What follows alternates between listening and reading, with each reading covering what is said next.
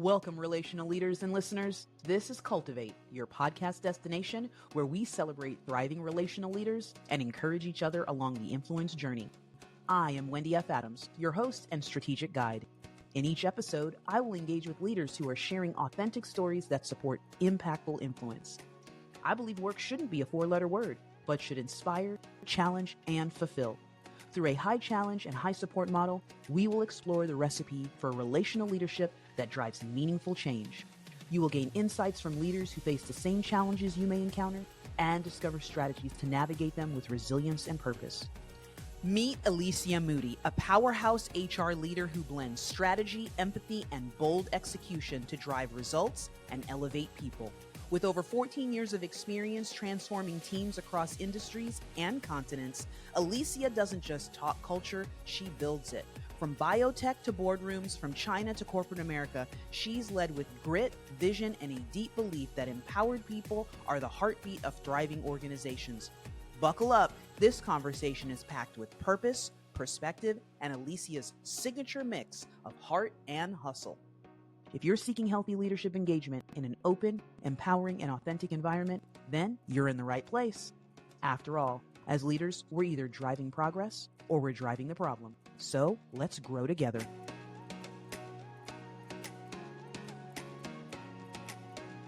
Welcome to a fresh episode of Cultivate, and we are so excited to have a powerhouse HR leader joining us on the show today. Alicia Moody, Human Resources Director with MicroAir Surgical Instruments. Alicia, we are thrilled to have you join the Cultivate experience today.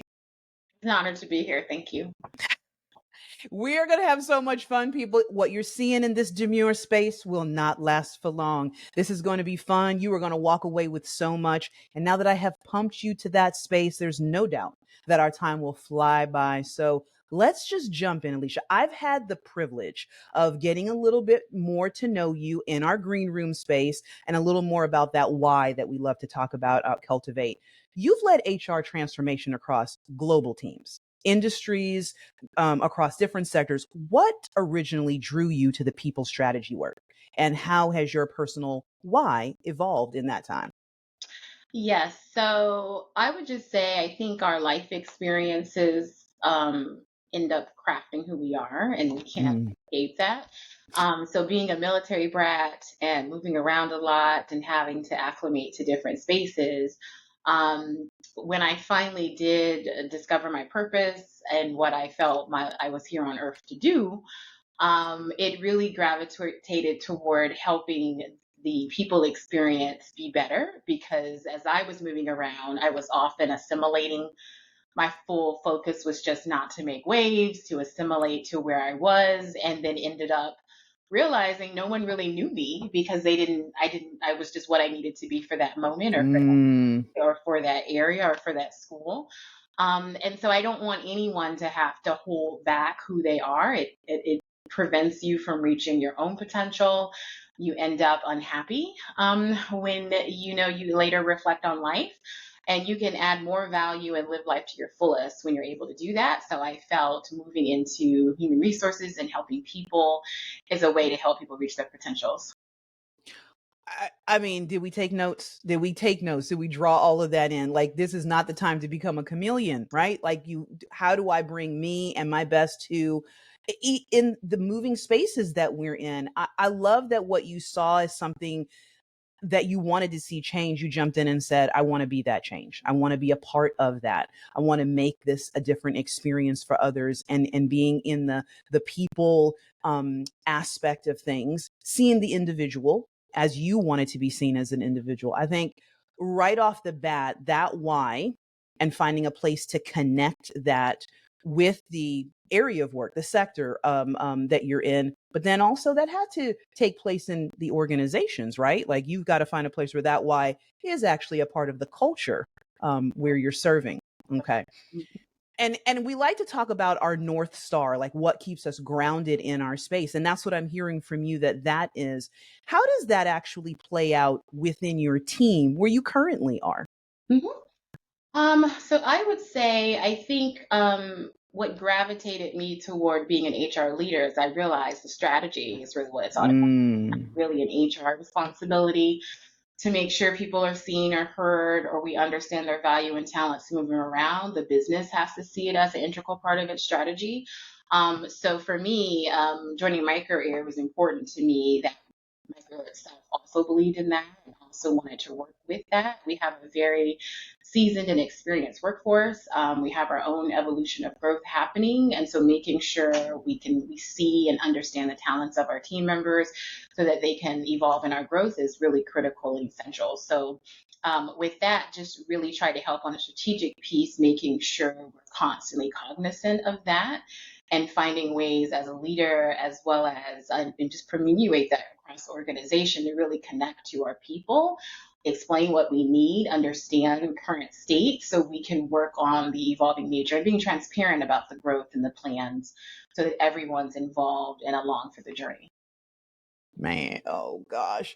It's so difficult to just like even stay in the chair because you just are giving me all the warm fuzzies, right? This coach, a strategic leadership coach, there's when you say the word strategy, it's like a gift.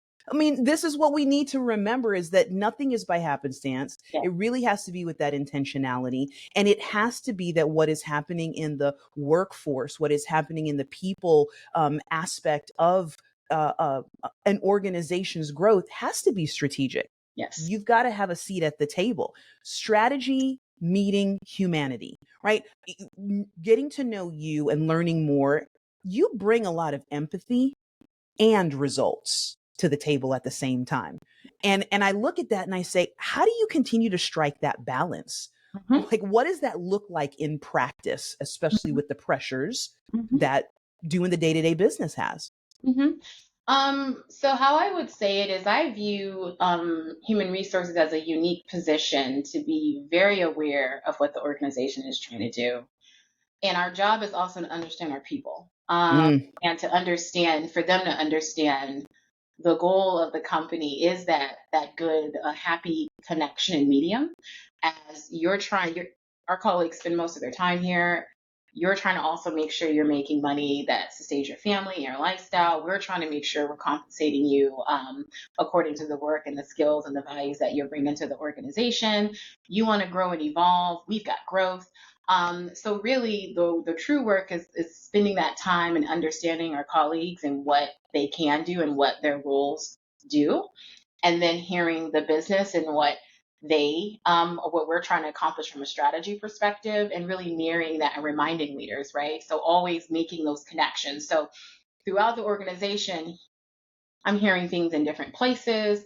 I'm bringing that reminder. Hey, I know my understanding is you have these plans to grow this space. So and so is interested. You may have people, and you may have others that are interested in a growth in that space, or that maybe that space is in a completely different team. How do we marry those two and start getting that person exposure to that so that they can grow and we can also meet a future need? So it's making those connections, checking in with leaders so that those long-term plans, we can start building people into that. And so it takes a lot of time building relationships to truly understand what makes people tick. Like, for example, if as we're building this plan and I'm aware someone has a big life event happening versus overloading them in the beginning, we might gradually move into that plan. Or if we know someone's relocating to the area, we will have a more of a gradual plan into the role and be more thoughtful in that. Where do we actually need industry experience? Where can we train for the industry experience? But they have the skill set that we need. And with that, that allows people to move internally, that allows us to open up new avenues to talent and just trying to constantly be that reminder, the impact, right? Anything that we do, whatever the intention is good, can negatively impact someone. Do we fully understand that? When we go and we don't announce a promotion, or we do announce it, when we have plans in our head but we don't communicate it, what's the impact if we do or don't? Do we fully understand that, and how do we really be thoughtful of the experience of everybody, the dignity and respect of our colleagues, and what the business is trying to do, so we're not over communicating something before it's ready, to make sure we're striking that healthy conversation and balance. So I like to view myself as that mediator of trying to just make sure all the pieces are moving in the right way. If I'm aware of something I can't share, then I will find another way to maybe have someone thinking on it, right? And then there's just life, right? We have families. When I was younger, getting to work on time was a real challenge. I thought it was impossible to think you could really anticipate what clothes would work, the time to go to work with traffic. So a lot of times with early talent, we may need to talk that through, right? We may need to help and provide a little bit more coaching on the things you have to think through to get ready and to be on time, because on time is important. We do need people to be on time, and not just make assumptions that they're not on time because they don't want to be here or they don't find work to be valuable. Absolutely. I mean, you touched on, gosh, so many points in that space, the impact and intention, right? Like, I didn't intend to be yet, but there was still impact for that. So the intentionality behind what that looks like. And then I love that you stepped into our emerging leader space. That's a near and dear to my heart, and being curious. That's a space everyone knows. Wendy has to be intentional in that. Be curious. It doesn't come natural. I'm you show me who you are. You don't tell me who you are. No, I really do need to ask those questions. And then that's when we can come alongside. And I'm hearing this from you in your space and role as an HR leader, that you are there to be a business partner Yeah. with all of your leads, right? All of those who are leading out teams, and being able to say, you might not see this. I know this. Let me help you in this space as you're making the next decision to build out, to make a shift, to make moves, all for the overall goal of moving mission overall forward. And so what I'm hearing is you and your department are this liaison and ambassador team of making sure we're keeping everyone moving forward with what they bring to the overall goals that we need to reach. Mm-hmm. Such richness there that we really need to give ourselves time. I say that there is preciousness in the pause, right? So that you can take these things in. Now, what do I do with it? Can you share a moment where we're talking about all of this goodness? You're in people-centered change, right? This is what's got to happen. And I don't know, this hasn't happened, faced resistance on how we're going to do this. How did you navigate both the hearts, the people, and the metrics that say this is what we have to do? Yes. So let me think. I think of an example that just pops to me would be, I was with an organization where we had realized that we had overextended ourselves in the new building that we had acquired. We did not have enough revenue coming in to sustain our costs for that building and to actually keep the workforce level that we had budgeted. Mm-hmm. We had had some changes in direction of some of our clients, and so the decision quickly came on the horizon of, we either need to impact roles and eliminate roles to be able to just stay open. But we knew the long-term view beautiful, but we were trying to get there, and it was a money shortage now that we just really could not afford to keep our doors open if we did not do something. And so really the leader, I learned a lot from this leader, was really like, my integrity is on the line. I promised people these roles. I put my name out there. I'm not impacting anyone. And I'm hopeful we'll get the money in the long term. But what I do want to do is I want to throw it out there to the team and ask that they think through what can we do, which would have been reducing salaries. And that's what everybody decided to do. Everyone was like, I will take a pay cut so we can get through to the next cycle. And I had not seen a community come together like that. I think we transformed from just colleagues to really, hey, I'm willing to do what I need. And we became a community of sharing resources. We would bring lunch to work in a communal fashion to try to reduce costs. We would carpool, because understanding we'd signed up for a certain amount of money. We were losing value in our work. There's real truth in our bills needed the money we agreed to. How do we even leverage resources outside of work to make sure we're lowering our cost? And so that was the hardest pivot I've ever had to make, but only easier in the sense that everyone wanted to do it. It was more of helping create framework and learning from that experience. Number first and foremost, but framework on what we exactly meant by that and when we could repay, because we actually agreed to repay the lost Repay. salaries over time. Um, to be able to give back and say thank you for that. So um, I think the resistance maybe came from our board. They were not Mm. okay with they were like, this Like does what? not make business sense for us to put ourselves in that situation. They wanted to hold people accountable for how we got there. So our leader did get exited due to that. We lost our finance lead. I had to step in that space because they were not okay with that. And I spent a lot of time educating them that the integrity of that leader and that finance leader, it was coming from a good place. But it was Mm-hmm. a good business example that sometimes, even if you're coming from the good place, you also have to keep your business in mind. Maybe we should have been thinking through some other ways long before that happened of how we could bring in Yes. money to anticipate, that things could pivot. And with that, was able to keep even the customers we had because they were worried they were going to lose their level of service. And so I was like, we'll keep our base, we'll grow and we'll learn, but just understand, don't come in like with a stick. There was true good intention here. That leader, although exited, needs to be exited respectfully. Yeah. We all deeply respect that leader, whether the business decision was wrong. And actually, like, motivated me that you can lead with who you are and you can make decisions on your values and that you won't compromise them at work, no matter the consequences. So many points there that you bring to the table, and look at how that is still impacting you today. I mean, you're speaking about that like that was yesterday, right? And so how that is spoken into your leadership and where you currently are, and those emerging leaders that you're speaking into. One of the things that I hear there is a lot, well, we talk about trust, right? And that's built over time. That's not an overnight thing. There was some really bold, courageous conversations that had to happen there. I think you hear that story. If you didn't live it, you go, yeah, that doesn't work.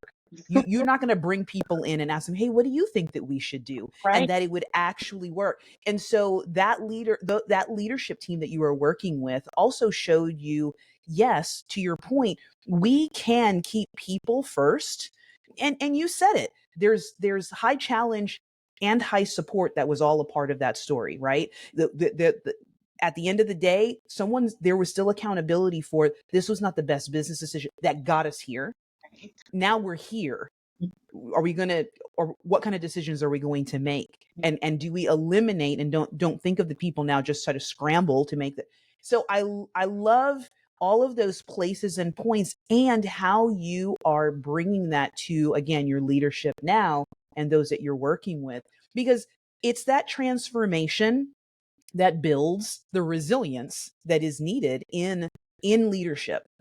People leadership and then the organizational strategic leadership go hand in hand, and that's what we need.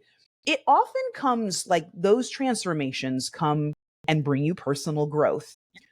What was a hard earned leadership lesson that reshaped you personally, and how that shows up today? Mhm. Yes. I would say that when I get to know someone, to me, I'm going to go to bat for you. Like, your problems become mine. I just want to protect you. And so when I initially started moving into human resources, I took their problems were mine.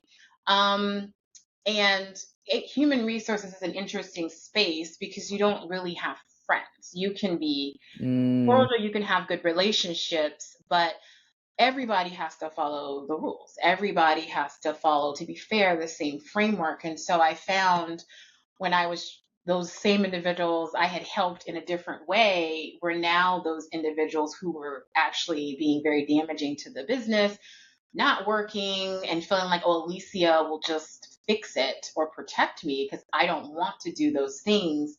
and I had to hold them accountable. And it was very, very difficult. Those relationships were, they were broken. They took it very personal, and maybe Yeah. personal things I had shared in that relationship were Yeah. suddenly coming up. And I was very confused. Like, we're just, everything that we're moving forward with holding you accountable was understood. Why do you feel you don't need to abide by it? And ultimately led to those individuals deciding they just didn't want to do those roles anymore and exiting the organization. But it was a good lesson to me, that I really don't bring my personal stuff into work anymore. We'll talk it through, and I will relate to you as much as possible, But not in. as I can, but I'm not going to give too many personal details, or just be very clear of where I can't cross, and how our relationship would work at work, because we do work together and I do keep confidential information. I'm not going to be able to share with you what your leader is planning. But maybe we can do a lunch every now and then, right? Mm-hmm. And so that was a hard lesson learned, and painful, because I really, really liked those individuals. That's real. Yeah. Took it really personal, and it became very personal just in regular work of holding people accountable to expectations.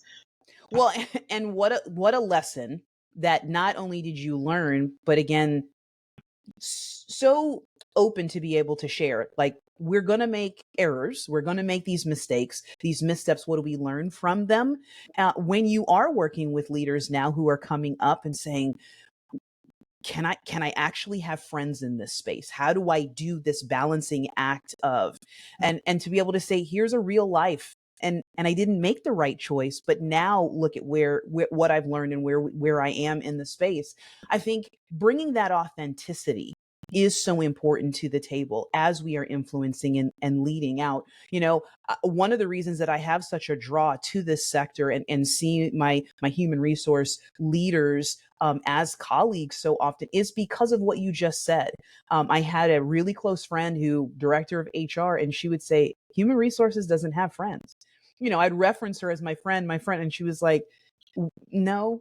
I'm like, what and that, what you just described, is what she was trying to explain. Like, we can be friendly, and I hear what you're saying, but know that this is always going to be the line. I mean, this is the work that, and so it was for me then to make sure that I would respect her enough to never put her in a position where, right. And so that mutuality. So I love that you paint that picture of the real of what that looks like. There's another place where we say, well, human resources has an open door policy, but sometimes the door is closed. Do they really care? Sometimes the door has to be closed, folks, because they got to get the work done. There is there is I there will is talk for hours right, about that. Yeah. there is that component. We've got to get it done. And you said it. There's confidential information, right? It comes with a lot of responsibility. So we, on the other side, working with, in partnership with human resources, have to respect that and do our part to make that relationship be as healthy as possible. Yeah. And I was just going to add, what I have gotten very well versed in is saying, I know you're sharing, and I'm going to pause you right now. You're about to go into a space that, if you are telling me something's happening, I have Yes. to look into that. Like, that could be a huge, if it violates policy, when we get off this, you want me to look into that, right? The business would want to make sure that what you're saying, if what I think you're about to say has not happened, and give that person that opportunity to decide, if I really do Do think I want to? it's happening, I trust Alicia is going to go about this in the best way possible.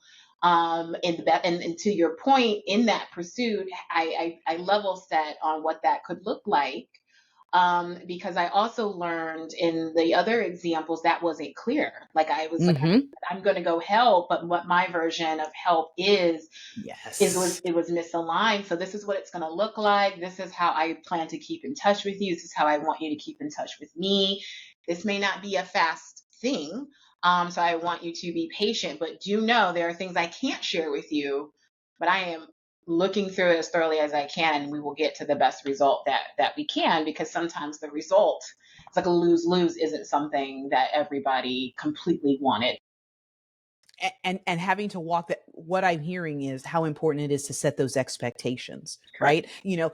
That's where I was going to go with the conversation, and you're right there with me. So what does it look like to be in that place and space of having that mediator, creating a safe space? And you just spoke it out. It's, let me set an expectation. I hear where we may be going. Let's think this through together. And you've said it at the beginning, reminding, this is what the role is. This is what I am required to do. Still here for you. Because, again, we hear one thing, somebody says, and then oh, no, I can't share anything. No, you Right. can share. So I really appreciate that you're being really proactive in creating that space. And we have to remember that. And again, responsibility, it's not just yours to hold both sides of that relationship. How do we, these are wonderful things, right? And they're not one and done. So how do we sustainably grow in this space? You've got a team that you're working with. Are there systems and rhythms in the way that you're doing your work that you personally rely on to stay in this grounded, bold, strategic space? Yes, so I'm of a school where I love learning from others. I love hearing other leaders' thought processes, strategies. I love getting experience, learning from experience from others. If I can throw myself into it, by all means. But if I can't, how do I learn about it? So I'm on a couple of boards, and like I go to conference. I just went to one, and I will connect in a minute with a leader because I want to, iron sharpens iron. I want to understand, like, what was your experience? I didn't know that was a scenario. I used to love to create things myself and learn. I'm Mm-hmm. not the smartest person. I'm not the only smart person out there. There's others that have already done it, and maybe it's Yes. already proof that it works well. What did you do? How did you do that? And in my mind, I try to liken it to, if I'm at work and I'm working and I'm investing so much of me into this, other people are too. So how do we also make sure people are aware of the benefits of being here and get to tap into them? And then also, how do we leverage, like anything that we're doing? How do we make sure we're improving it for the experience? So there's all sorts of pulse checking that I ask Mm-hmm. my team to do. Like, even if our process is perfectly fine, let's still check in with our colleagues to make sure, what's their experience with it. Can we still improve it? There's nothing wrong with Yes. it, but is there a way we can still make it better? Is there other things you would like to see? What's the voice of our colleagues is what I like to use. Are you really strong in a space? Let's talk about that. Share that. Help elevate the rest of the team. We can all learn from each other. We all have different strengths. And I love pulling in like different concepts and bringing it together. So with that, if any of us go to a conference, teach the team what you learned. Yes. Who else locally have we met? Do we know everybody? Do we need to go out and network and build relationships? I found that when you've actually built relationships with people, they're more willing to help, right? Yes. So with that, if there's the more people you get to meet, you get to find out interesting things you didn't know. I have found so many different programs and processes that I didn't even think about or knew existed just by talking to somebody else and them, you know what, I like talking to you. Let me refer blah, blah, blah, blah, blah to That's you. right. And so I always say there's nothing wrong with just being a good person and choosing to walk into a situation, not always assuming you're the expert. So I don't go into something thinking I know everything. I help ask me questions, make suggestions, and oftentimes I'll get learnings from different leaders based on previous practices or what they're thinking. I might suggest something, but it's a recommendation. It's not the only way The we only can do this. Let's talk it out. Maybe this suggestion can evolve, and just always just trying to keep that open door, that collaboration, that check in. I feel like our space has evolved so much. yes. And we now have a chance to step back and be intentional. We've kind of been firefighting since COVID. I feel like I transformed into a healthcare professional during those years. And now we're in this evolution of, we have remote work. It wasn't really there before. Now it's here, and we need to appreciate that. Colleagues are much more vocal in their needs and what they want, and they want a workplace that reflects that. What is that voice? How do we strike that balance? And so with that, you've got to also be, hey, we're here to make money too, right? If we Yeah. weren't, we wouldn't It's be in business. this is So this is a business. never been. but where we can, we'll be as flexible as we can. I love that you just clearly defined in a healthy collaboration that when you're talking about walking into a room and I know that I belong in this space. And number one, it is to learn. Mm-hmm. It is to share, right? And so that never your leadership title, your leadership responsibilities don't go away, but it's not to just come in and say, this is how it is. This is to know that you're walking into those spaces to say, it's working. We can always, let's not get into status quo. Let's not get, oh, this is just the way we've done it. Let's be open to what we might not be seeing ourselves and putting that out there for others to say, hey, I love what I'm seeing here. Have you ever thought of? And doing the same thing for them. That's that definition of being better together and being truly collaborative. We're getting close to wrapping up, which I can't believe that the time has gone so quickly. But I do want to say this. I want to ask this question. There's a lot of things that you just mentioned that we as leaders in our industries are recognizing about the changes that have happened in our world that we're doing well, that we're addressing. What do you, but we know there's always another side to that coin. What are the things that you're seeing culturally in the workplace that we are still really kind of getting wrong, that we need to keep in the forefront? We can't let it slip aside so that we don't slip into the mindset we just where you were just talking about, where it's, hey, I got to silo in and it's just ours. Where are you seeing those places? Yes. So I would say it's very easy to especially now and with the evolving workplace to say, hey, I know what's best. This is what the business needs to do. This is what my function needs to do. I'm going to do this, and I just need the rest of you to fall in line. I feel like that's really the struggle we have, right? This is Mm-hmm. like I want to reassert that I'm the one who hired you. You work for me. And people are like, nah, I do, but I can choose where I want to work. And then we're in this interesting dynamic of workforce demand. Mm-hmm. So I always, I feel like number one, HR as a function of the people function itself is in a unique position to change the way we think or just to push on that. This is your colleague voice. Of course, you can always do what you want to do, but understand, make an informed decision, understand there's impacts to that. Yes. And with that, presenting opportunity, right? And I feel that's that role that people leaders can do is really educate leaders to make informed decisions, Mm. and and be intentional and be aware of the impacts that it could have, right? I think impacting people, our work lives are so impactful to our space. What we make allows us to live different, levels of Yes. life and have different qualities of life. So really being intentional and understanding the economic environment around us to really be looking at that constantly, right? I don't think it's something where we can ignore what's happening. And where you can, and where you can't, where else can you be flexible? Let's be Mm. transparent about that because that is the reality, right? And so with that, we're all someone's, relative, mother, father, sister, brother. Always lead with dignity, always lead with respect. I feel like I've been heavy on those conversations, especially in COVID and still beyond. No Mm-hmm. matter what happens, always be respectful, always treat people with dignity.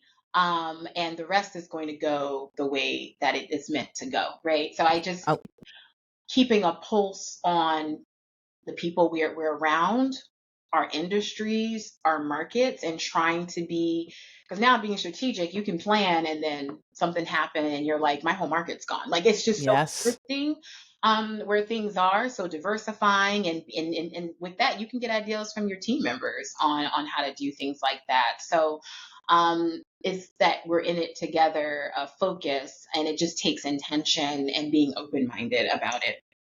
I love it. I love that the fact that you highlighted the space of we are in it together, right? This is not something that we need to sit in. I've got to be the one to fix it, or I'm the only one who can do it.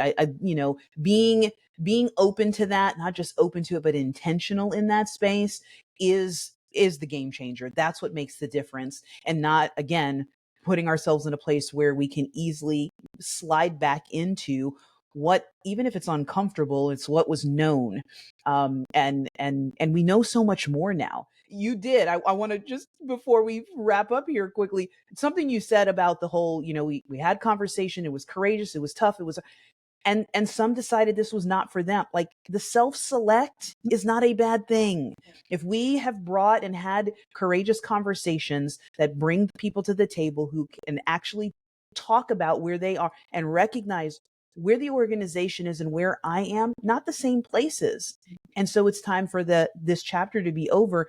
If you can help somebody walk through and get to that space, you've done that. That's a good thing. Yeah. That is a good thing. And we're seeing more and more of that, because work should not be a 4-letter word. Like, it does not, that is not the intention. And so if we can get to those places, Alicia, I am so grateful for the time that you've given to share. I know that I have gotten my cup fill and, mentally taken a lot of notes, because, I can't really scribble too much. But going back to some, many of the things that you said, and sitting with them again, like, I love to talk about that, appreciating the pause. I know the audience will do the same. And before we sign off, I want them to get, a little more look into Alicia. So let's just fire off a couple questions here, because I know you're going to give me some fun. So when it's time to get it done, we were talking about those closed doors times when you've got to get it done. What's your song? What's that anthem? What's that genre of music that gets you pumped? I love soul. So neo soul especially. So any music soul child track.